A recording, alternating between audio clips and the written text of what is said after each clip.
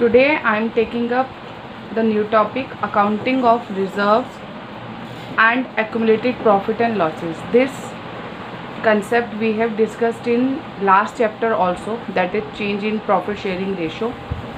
There why we were accounting all of these things, because जो reserve accumulated profit और losses हैं पहले से हमारे पास एक्यूमुलेट हो रखा है. एक्यूमुलेट मतलब कलेक्ट हो रखा है. तो कलेक्टेड अमाउंट अगर पीएसआर चेंज हो रही है तो वो पुराने पीएसआर में ही डिस्ट्रीब्यूट किया जाएगा, क्योंकि उसी टाइम का अर्न किया हुआ प्रॉफिट या लॉस या रिज़र्व है. सिमिलरली अब हम एडमिशन ऑफ अ पार्टनर में समझ रहे हैं, तो एडमिशन ऑफ अ पार्टनर में समझना और आसान है. जो पहले से एक्यूमुलेटेड प्रॉफिट लॉस है, रिजर्व्स है, या इन्वेस्टमेंट फ्लक्चुएशन रिज़र्व मिलेगा आपको, वर्कमैन कंपनसेशन रिज़र्व होगा, सबका जो पहले का रिज़र्व होगा वो डिस्ट्रीब्यूट कर दिया जाएगा अमंग और between old partners in old PSR. Why we are doing this? Because we do not want to give any advantage और any disadvantage to the new partner. ना तो वो पुराने रिज़र्व और प्रॉफिट का कोई एडवांटेज ले सकता है क्योंकि वो पुराने पार्टनर्स ने अर्न किया है और उसका बेनिफिट पुराने पार्टनर्स को ही मिलेगा. सिमिलरली ना कोई लॉस उसको दिया जाएगा जो कि उसके आने से पहले का था, न्यू पार्टनर के आने से पहले का कोई लॉस था, ना वो लॉस उनको दिया जाएगा क्योंकि उसका उसमें कोई भी रोल नहीं है. तो जो पहले से एक्यूमुलेटेड प्रॉफिट या लॉसेस है वो डिस्ट्रीब्यूट कर लिए जाते हैं. उसकी जर्नल एंट्री में अभी आपको बताऊंगी. इसके अलावा अकाउंटिंग ऑफ रिज़र्व है. अब रिज़र्व में you have many kinds of reserve.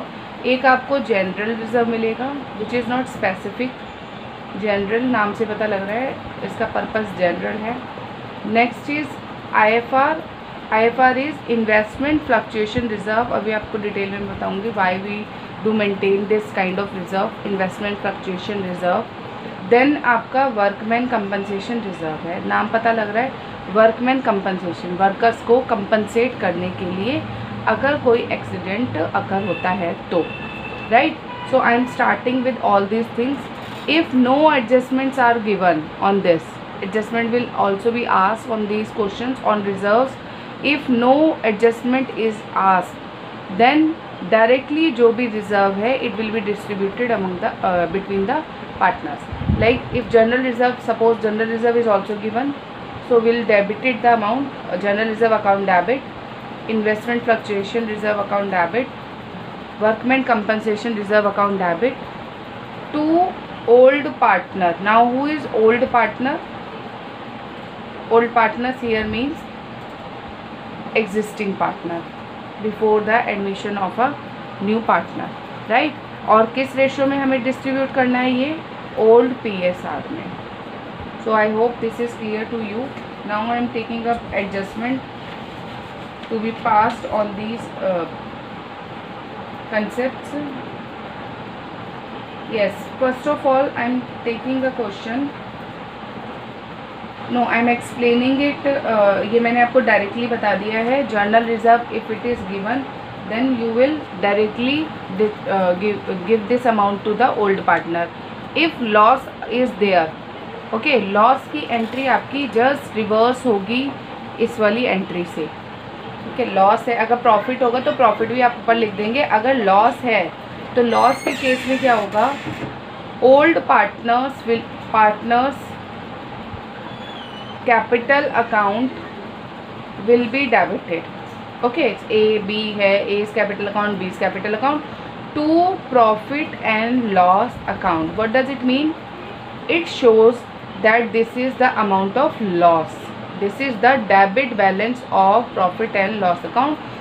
Debit balance of profit and loss account means ये लॉस है. ठीक है, तो लॉस में आप रिवर्स में एंट्री करेंगे. Instead of crediting the old partners account, now you will debit the old partners capital account. Okay, and ratio will be same in treatment of this reserve and accumulated profit in old PSR. ठीक है, आप ये ध्यान रखो, reserve relates to the previous और before the admission of the partner time, तो इसीलिए वो पुराने पार्टनर्स को ही दिया जाएगा.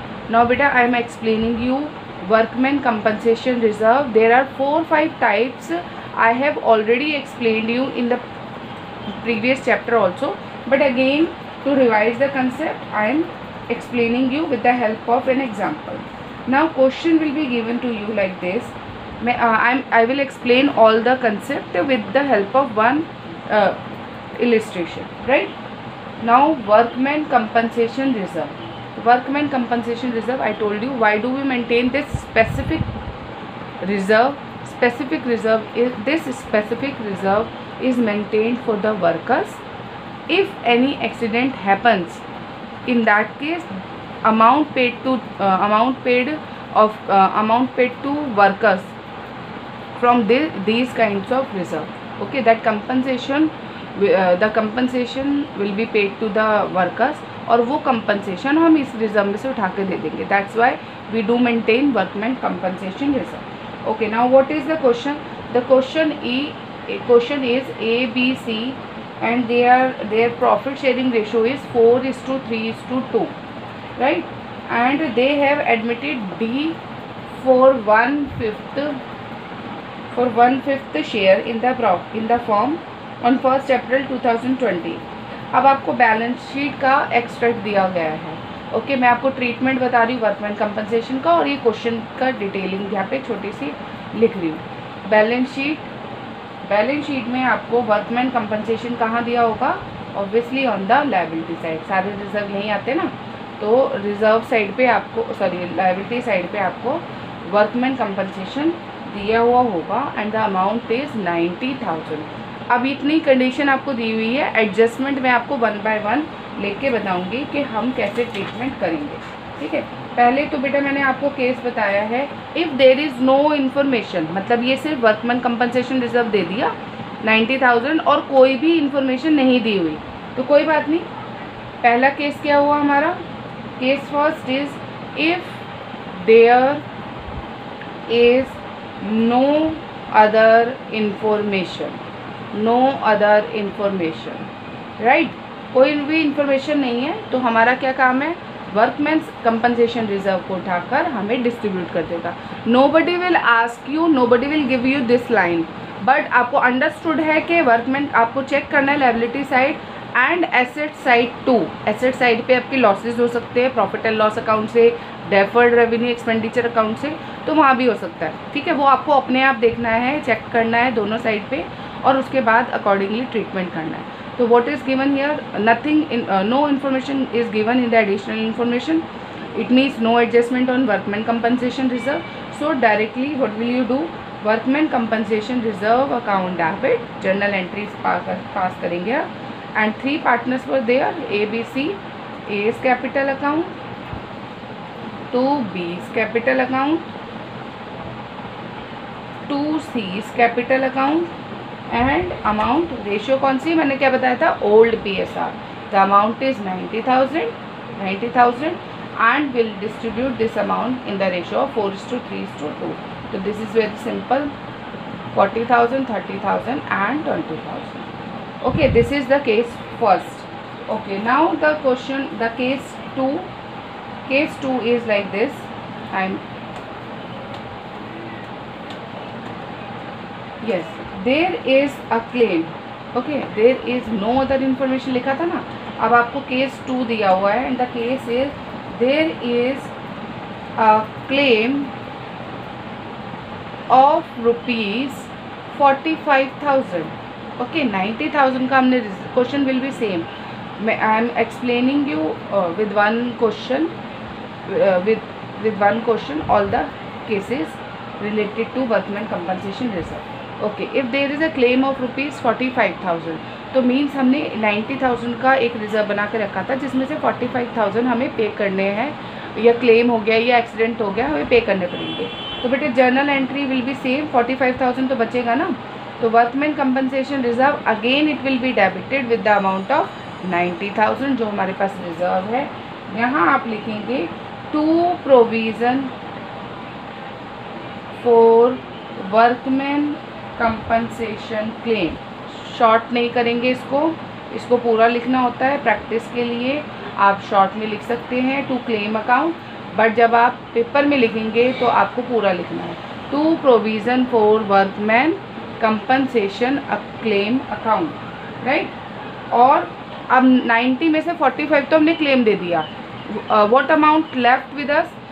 45,000। तो ये 45,000 it will be distributed to among the old partner, that is A's capital account, B's capital account and C's capital account। ठीक है, तो क्लेम था 45,000 का, 45,000 हमने क्लेम अकाउंट में ट्रांसफ़र कर दिए। It will appear on the liability side. ठीक है, ये क्लेम वहाँ पे भी आएगा और यहाँ पर आप बाकी का बचा हुआ 45,000 डिस्ट्रीब्यूट कर दोगे पार्टनर्स में। तो ये आ जाएगा आपका amount 20,000, 15,000 and 10,000। Okay, so I hope this is clear to you. I am taking up the last case of workman compensation reserve which is very important and the case third. अब देखो entry same चल रही है, workman compensation reserve debit to old partner. Claim आ गया तो claim डाल दिया, ऐसे याद करना है इसको। अब अगर सपोज क्लेम बढ़ जाए आपका 9,000 का क्लेम हो गया, तो बेटा हमारे पास कुछ भी अमाउंट नहीं बचा पार्टनर्स को देने के लिए, तो no remaining amount is there, so no distribution of reserve to the old partner. Okay, अब क्लेम कितने का है? क्लेम हो गया, entry will be same like this, workman compensation reserve account debit to provision for workman compensation claim account 99,000। अब exceed कर गया तो ये जो बैलेंस है ना, it will obviously come on the debit side 9,000। किस नाम से? रीवैल्यूएशन नाम से। ओके, इट मीन्स आपको ध्यान रखना है जो वर्कमैन कंपनसेशन अगर एक्सीड हो गया क्लेम वर्कमैन कंपनसेशन रिजर्व पे, तो जो लॉस है वो ट्रांसफ़र होगा आपका रीवैल्यूएशन अकाउंट में। दिस इज़ लॉस, एक्सीड हो गया। ठीक है, 90,000 ही थे, 99,000 हो गया, तो 9,000 जो है आपका it will be debited to the revaluation account. Okay, ये हो गए आपके 3 केसेस जो पॉसिबल है वर्कमैन कंपनसेशन रिजर्व के। सिमिलरली एक बहुत ही इंपॉर्टेंट कंसेप्ट है इसमें, इन्वेस्टमेंट फ्लक्चुएशन रिजर्व। तो बेटा इन्वेस्टमेंट फ्लक्चुएशन रिजर्व जो है, इन्वेस्टमेंट फ्लक्चुएशन रिजर्व, पहले इसका मतलब समझो। मैंने आपको पहले भी बताया, इन्वेस्टमेंट फ्लक्चुएशन रिजर्व मतलब हम क्या करते हैं, हम इन्वेस्टमेंट करते हैं। अब इन्वेस्टमेंट हमने क्या किया है मार्केट में, सपोज दिस इज़ 1 लाख। अब मार्केट क्या है, मार्केट में तो रेट ऊपर भी जाता है नीचे भी जाता है, ऊपर भी जाता है नीचे भी जाता है, तो ये क्या हो रहा है, दिस इज़ फ्लक्चुएशन। तो इस फ्लक्चुएशन से अगर हमें बहुत ज़्यादा नुकसान हो जाए, फॉर दैट पर्पज़ हम एक अलग से प्रोविज़न करके रख रहे हैं, एक अलग से रिज़र्व क्रिएट करके रख रहे हैं। That reserve is known as investment fluctuation reserve. मतलब अगर हमें जो हमने इन्वेस्टमेंट की हुई है उस पर कोई भी फ्लक्चुएशन ज़्यादा होता है, तो हमें अपना कंपनसेशन या लॉस जो है अपने इस रिज़र्व से इकट्ठा कर सकते हैं या यूटिलाइज कर सकते हैं। कंपनी अचानक से लॉस में नहीं आएगी। ठीक है बेटा, अब मैं आपको इन्वेस्टमेंट फ्लक्चुएशन रिजर्व के similarly the way I have explained you that previous question, इसके भी 5 आपको वो दे रखे हैं एडजस्टमेंट, उसी के थ्रू मैं आपको समझा देती हूँ। अब question will be like this, आपका मैं आपको क्वेश्चन के थ्रू समझाऊंगी। क्वेश्चन है ABC, again I am taking the same illustration 4:3:2 and D is admitted, D as a new partner with effect from 1st April 2020 admitted and extract of balance sheet दे रखी है। अब बेटा balance sheet में देखो आपको क्या दे रखा होगा, now you have to consider 2 things simultaneously, 2-3 things simultaneously. पहले क्या था, वर्कमैन कंपनसेशन रिजर्व में हमें लायबिलिटी साइड देना था, अब आपको एसेट साइड भी देखना पड़ेगा, राइट। यहाँ पे हम लिखेंगे इन्वेस्टमेंट फ्लक्चुएशन रिजर्व 18,000, यहाँ हम लिखेंगे इन्वेस्टमेंट, भाई इन्वेस्टमेंट भी तो फ्लक्चुएशन है, उसी पे तो रिजर्व बनेगा, पहले इन्वेस्टमेंट तो होना चाहिए हमारे पास। इन्वेस्टमेंट हो गया हमारे पास 2 लाख। ठीक है बेटा, अब इसमें पहला केस क्या है, first case is if there is no information, if there is no information. ठीक है, कोई इन्फॉर्मेशन है ही नहीं, कोई बात नहीं, बहुत आसान हो गया, इन्वेस्टमेंट तो अपनी अपनी जगह पे रखा हुआ है हमने, हमें क्या मतलब इन्वेस्टमेंट से फिर। ठीक है, हमें क्या है, हमें तो रिज़र्व से मतलब है, पुराने रिज़र्व को हमें ट्रीटमेंट देना है at the time of admission. तो हम क्या करेंगे, सीधा जैसे हम वर्कमैन कंपनसेशन रिजर्व को बांट रहे थे, nothing is mention, investment fluctuation reserve account debit to old partner, मतलब A is capital account to B is capital account to C is capital account. ठीक है बेटा, ये अमाउंट हो गया आपका 18,000 वॉज द रिजर्व। बेटा इन्वेस्टमेंट से हमें कोई लेना देना नहीं है, अगर कोई इन्फॉर्मेशन नहीं है तो सिर्फ रिजर्व को बांट देना है 18,000। 8,000 कभी आप उठा के इन्वेस्टमेंट को मत बांट देना, ठीक है, रिजर्व को बांटना है हमें 4,000। ये हो गया हमारा केस 1। ठीक है, अब आपको दूसरा केस बता रही हूँ मैं with the same question. If there is market value is given, okay, तो आपको क्या केस 2 दे रखा है, इफ द मार्केट वैल्यू मतलब इस इन्वेस्टमेंट का प्राइस क्या चल रहा है बाहर मार्केट में, क्या चल रहा है, ये तो बुक वैल्यू है ना 2 lakh. Market value of investment is 2 lakh. ठीक है, 2 लाख वैल्यू चल रही है मार्केट वैल्यू इस इन्वेस्टमेंट की, तो इसकी वैल्यू तो वैसे ही 2 लाख है, तो it means there is no change, कोई हमें फ्लक्चुएशन रिजर्व यूज़ करने की ज़रूरत ही नहीं है। तो again will pass the same entry, that is investment fluctuation reserve account debit, मतलब इन्वेस्टमेंट से यहाँ पे फिर हमारा कोई लेना देना नहीं है, सिर्फ इस इन्वेस्टमेंट फ्लक्चुएशन रिजर्व 18,000 को हम डिस्ट्रीब्यूट कर देंगे to all the partners, old partners in their old PSR, right. अब है आपका थर्ड केस भी मैं जल्दी से आपको एक्सप्लेन कर रही हूँ। थर्ड है 1,91,000। ठीक है, अब मार्केट वैल्यू क्या होगी बेटा, कम हो गई, 1,91,000 हो गई, तो कितने का डिफरेंस आ गया, डिफरेंस आ गया, कौन सा डिफरेंस देखेंगे, नॉट विद द रिजर्व, हम इस इन्वेस्टमेंट वैल्यू को इस बुक वैल्यू से कंपेयर करेंगे। 2 लाख और 1,91,000 कितना डिफरेंस आया, 9,000 का। ठीक है, 9,000 का डिफरेंस आया, तो अब आपने जैसे क्लेम आ रहा था ना, ऐसे ही आएगा आपका। अब आप क्या करोगे, 9,000 का हमारे पास क्लेम 9,000 का डिफरेंस आया है और IFR हमारे पास 18,000 है, तो रिजर्व में से भी हम 9,000 अगर उसको सेटल कर लें तो भी हमारे पास 9,000 बचेगा। तो सेम आप यहाँ पे लिखोगे टू इन्वेस्टमेंट अकाउंट। ठीक है, एंट्री देखो पहले जैसी है, बस उसमें एक चीज़ ऐड हो जाएगी, टू इन्वेस्टमेंट अकाउंट। तो investment reserve account debit 18,000, investment कितना फ्लक्चुएट हुआ है 9,000, बाकी का जो रिमेनिंग 9,000 है it will be distributed to old partners in their old PSR 4:3:2। Okay, अब मैं एक बार दोबारा बता देती हूँ, ये आपको 2 लाख का इन्वेस्टमेंट था, 1,91,000 हमारा इन्वेस्टमेंट, मार्केट वैल्यू दे रखी है, तो बुक वैल्यू से वो 9,000 मार्केट वैल्यू कम हो गई है, तो यहाँ पे सिर्फ ये कंपैरिजन होना है एसेट साइड पे। अब रिजर्व में करेंगे हम, 9,000 का फ्लक्चुएशन हो गया और डाउन हो गया, तो आप क्या करोगे, 9,000 को ऐसे क्लेम दिखा दोगे जैसे हम वर्कमैन कंपनसेशन में दिखा रहे थे, बाकी रिमेनिंग अमाउंट आप डिस्ट्रीब्यूट कर दोगे। ओके, अब नेक्स्ट 2 केस और है बेटा इसके, then I will wind up this.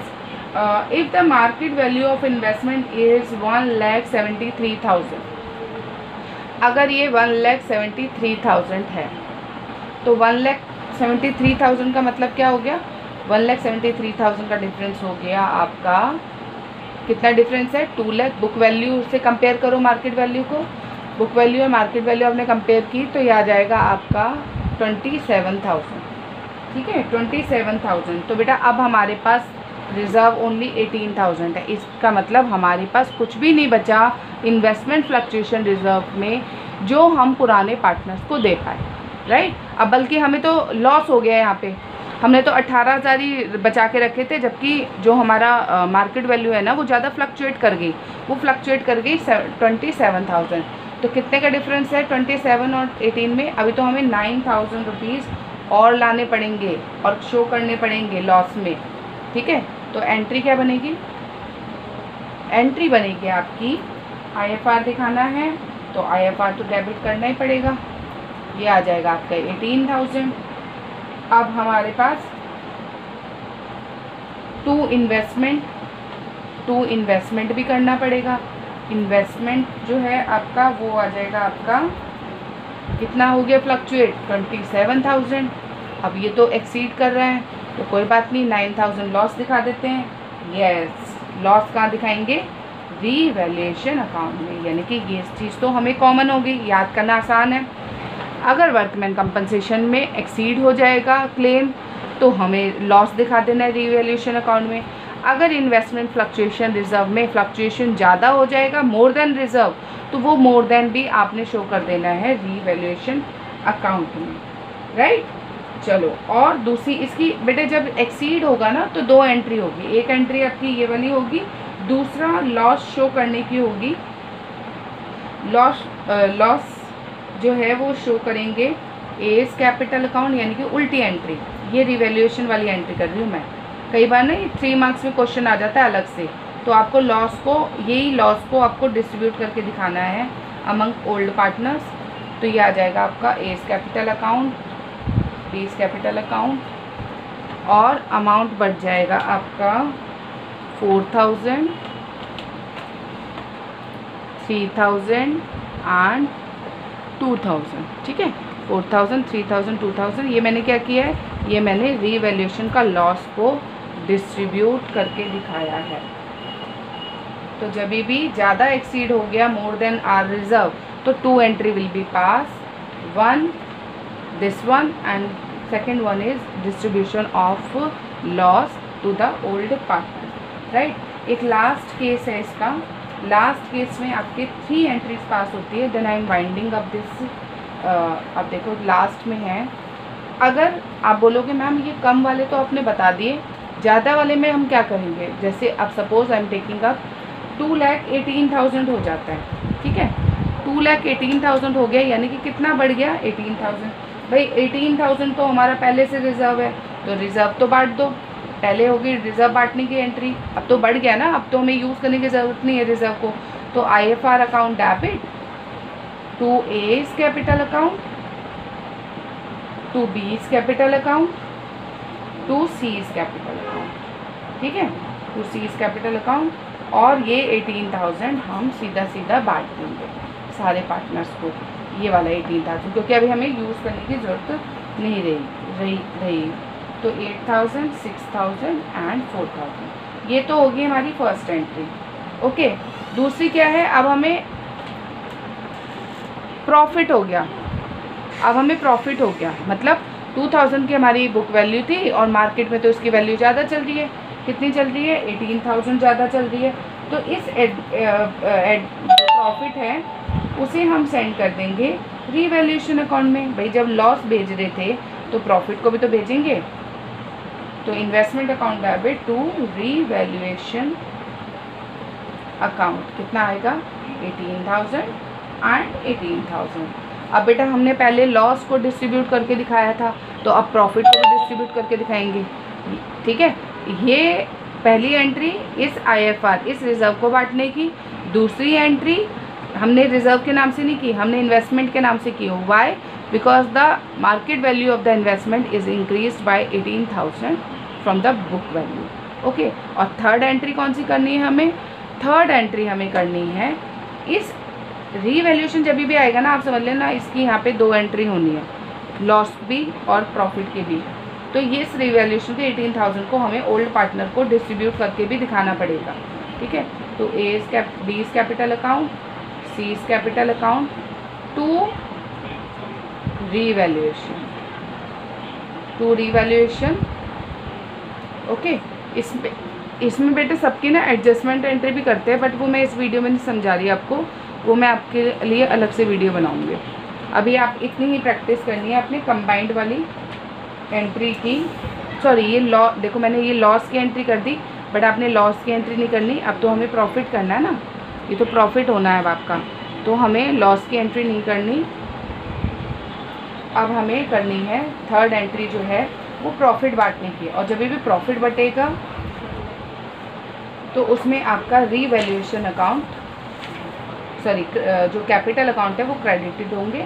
मैंने रॉन्गली गलत कर दिया था, मैं जो लॉस की तरह उसकी एंट्री कर दी थी, उसकी थर्ड एंट्री प्रॉफिट है, और प्रॉफिट के लिए हमें सारे पार्टनर्स को क्रेडिट करना पड़ेगा, ठीक है बेटा। होपफुली आपको ये सारा समझ में आ गया होगा।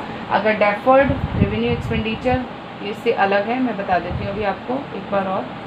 तो ये 18,000 जो एक्सीड हुआ है उसको हमने पुराने पार्टनर्स को दे रहे हैं 8,000, 6,000 एंड 4,000। ठीक है, this is all about IFR and workman compensation reserve and profit and loss. अगर आपको क्रेडिट बैलेंस दे रखा है तो क्रेडिट बैलेंस को हम ऐसे ही सिमिलरली हम बांट देंगे। अगर आपको एसेट साइड पे, आप ध्यान रखना हमारी जो बैलेंस शीट होती है ना उसमें आपने ये ध्यान देखना है कि अमाउंट कहाँ दे रखा है, एसेट साइड पे दे रखा है या लायबिलिटी साइड पे दे रखा है।